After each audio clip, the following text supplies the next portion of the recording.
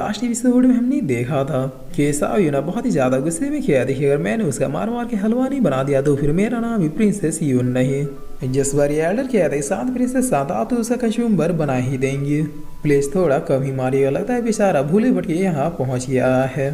तो पीछे से ये एल्डर किया था हमारे मेन एल्डर अभी भी प्रिंसेस से कितना ज्यादा डरते हैं। जिस पर दूसरा आदमी किया था यहाँ और डरे भी क्यों ना, आखिर हमारी प्रिंसेस इतनी ज्यादा पावरफुल जो है।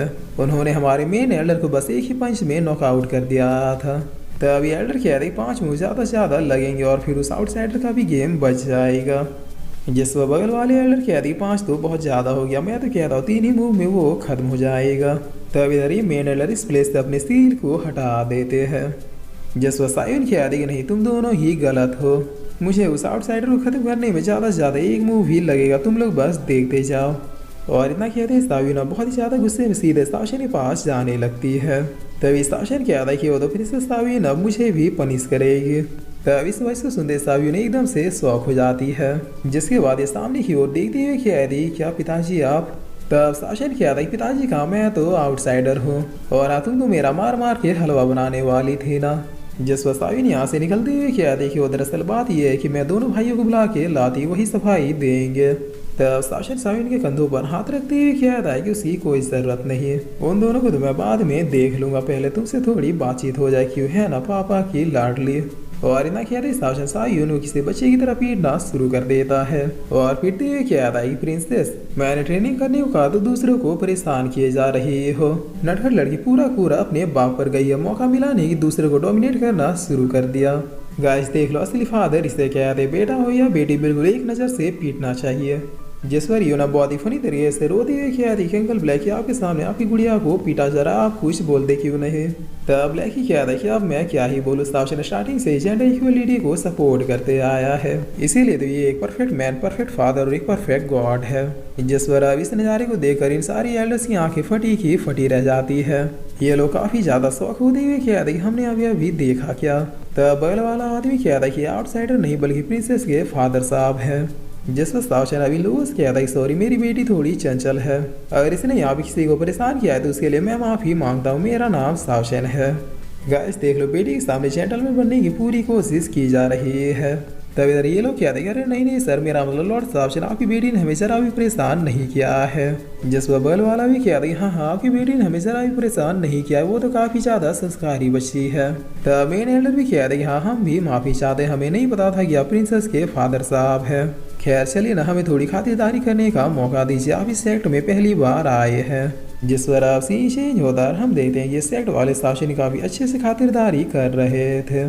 तब इन सारी चीज़ों के लिए शासन धन्यवाद कहता है।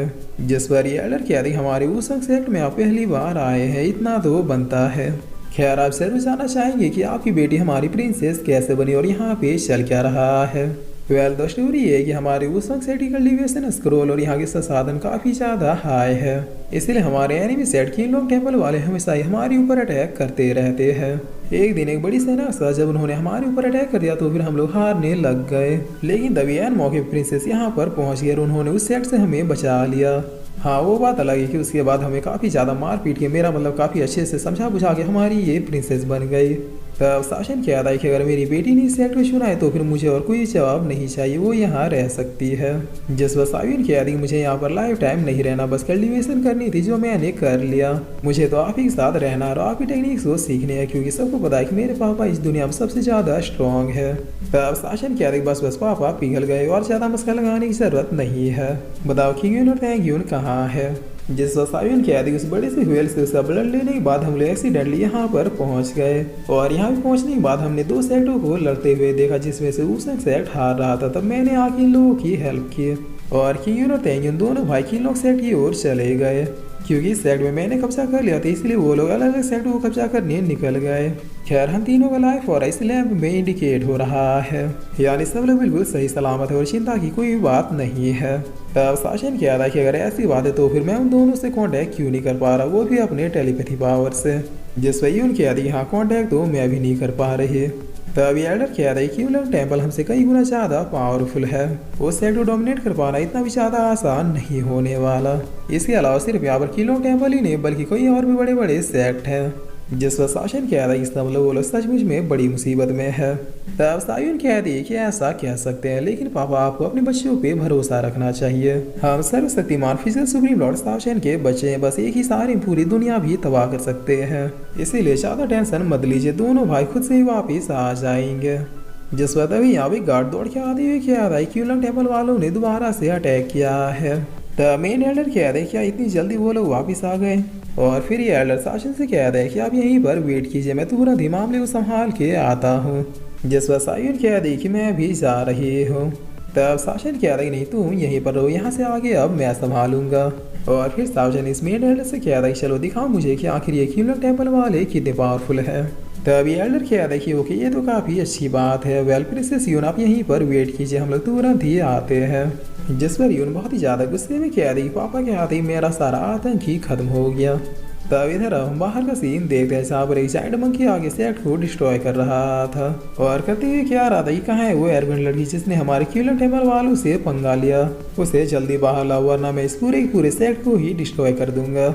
जिस पर गार्ड क्या रही तमीज थी वो हमारी प्रिंसेस कोई मामूली लड़की नहीं। और इतना क्या कि ये लोग अपने अटैक को क्रिएट करना शुरू कर देते हैं। तभी मंकी की झटके मैंने डिस्ट्रॉय करते हुए क्या था मैंने कहा उसे मेरे सामने लाओ। और फिर ये अभी सेट के अंदर जाते हुए क्या था कोई बात नहीं मैं खुद ही ढूंढ लूंगा। जिस पर बाकी गार्ड्स से बांधते हुए क्या था बस थोड़ी देर और उसके बाद प्रिंसेस आती ही होंगे। तभी मंकी बहुत ज़्यादा गुस्से में रोक करते इन बंधनों को तोड़ देता और तोड़ते हुए क्या था कि मुझे कोई भी नहीं रोक सकता। और इतना क्या ये इस गार्ड को मारने के लिए बढ़ जाता है। तभी एन वक्त भी एक अटैक बहुत ही फास्टली आता है और इसे ऐसा करने से रोक देता है। जिस पर ये मंकी पीछे की ओर गिरते हुए क्या था कौन है सामने आओ। तभी एल्डर जिसके पीछे सावशन था ये इससे पूछता है कि आखिर तुम्हारी हिम्मत कैसे हुई यहाँ पर तबाही मचाने की। जिस पर यहाँ खड़े गार्ड सब एक दूसरे से बातें करते हुए क्या था कि आखिर हमारे मेन एल्डर इतने ज़्यादा पावरफुल कब से हो गए। तब साशन अब इसके सामने अपेयर होते हुए क्या था कि तुम मुझे सेंस कर सकते हो, क्यों मैंने सही कहा ना। इसीलिए मुझे नहीं लगता कि छिपने छिपाने का कोई फायदा है। जिस पर ये मंकी अपने पंच के साथ साशन की ओर बढ़ते हुए क्या था कि तुम जरूर उसी लड़की के रिलेटिव हो, तुम्हारा ऑरा काफी हद तक उससे मैच कर रहा है। तब साशन बहुत ही आराम से इसके पंच को रोकते हुए क्या था कि हाँ वो तो मैच करेगा ही ना, मेरी बेटी जो है। जिस पर ये मंकी क्या था कि वो तो तुम ही हो उस नक्सली लड़की के बाप, ठीक है उसका बदला भी मैं तुम ही से लूंगा। तब साशन अपने फ्लेम की इसके बॉडी में फैलाते हुए क्या था कि अफसोस तुम इतने क्वालिफाइड नहीं हो।